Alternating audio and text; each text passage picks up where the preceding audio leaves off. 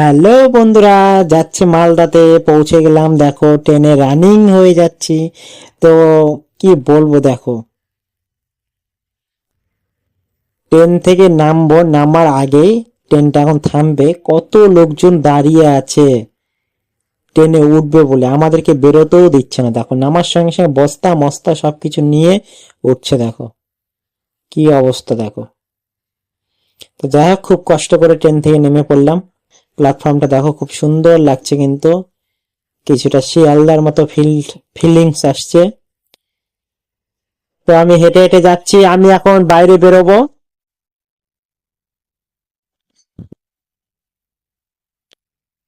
আমি এখন বেরিয়ে যাব, এটা দিয়ে হেঁটে হেঁটে একটু হেঁটে হেঁটে যাব। আর একটু মানে তোমাদের সঙ্গে শেয়ার করতে করতে যাচ্ছি, দেখতে থাকো ভিডিওটা শুরু থেকে শেষ পর্যন্ত, কেউ স্কিপ করো না। লাইক কমেন্ট শেয়ার করে দিয়ে সবাই পাশে থেকো। নতুন হয়ে থাকলে অবশ্যই ফলো করে দিও বন্ধুরা। দেখো উপরে ওভার ব্রিজ আছে।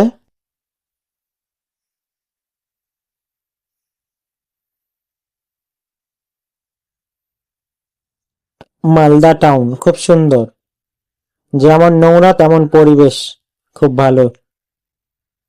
তো দেখো হেঁটে হেঁটে যাচ্ছি, পাবলিক রিয়েকশন দিচ্ছিল সবাই, সবাই পাবলিক রিয়েকশন দিচ্ছে যে ভিডিও বানাচ্ছি, ব্লগ বানাচ্ছি। গোপ্রো ছিল হাতে, একটা স্টাইলে আলাদা। বাট আমি কাউকে ভাব দেখাই না, আমার জায়গাতে অন্য কেউ থাকলে অনেক ভাব দেখাতো।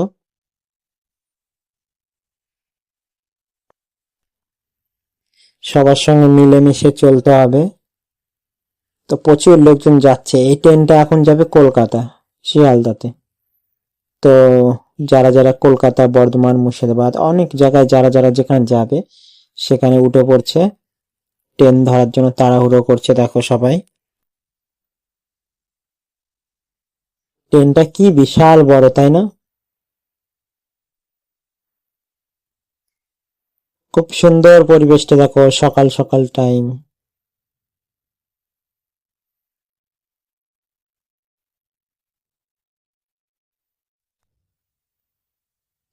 দারুণ লাগছে কিন্তু দেখতে, খুব সুন্দর।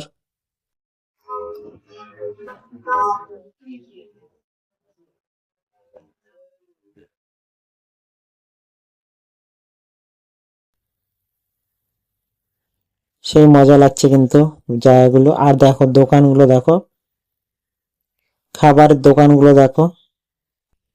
কিন্তু এখানে সব খাবারের জিনিসের একটু করে দাম বেশি ধরে, দামটা বাইরের থেকে একটু বেশি স্টেশনে খাবারের। কারণ ভেতরে এরা আছে না, অন্য কেউ সেরকম ভাবে দোকান নিয়ে আসে না, সেই জন্য দামটা বেশি নেয়, সেই জন্য দামটা বেশি নিয়ে নেয়। তো এই দেখো এখন যাব উপরে, উপরে ওভার ব্রিজে উঠছি আমি, ওভার ব্রিজ দিয়ে উঠে যাব।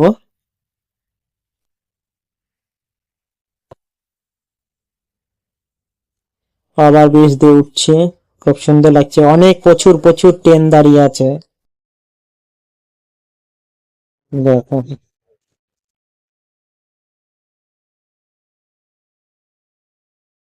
খুব সুন্দর লাগছে,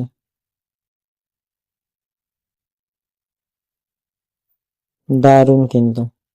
এখানে জালের নেট দেওয়া আছে, মানে জালের নেট দেওয়া আছে, খুব সুন্দর।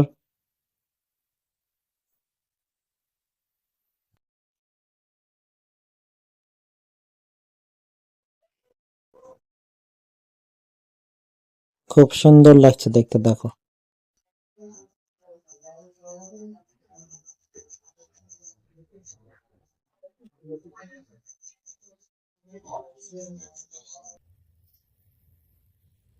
তো ভিডিওটা এখান থেকে এটা শেষ করলাম, নেক্সট ভিডিওতে আবার দেখা হচ্ছে।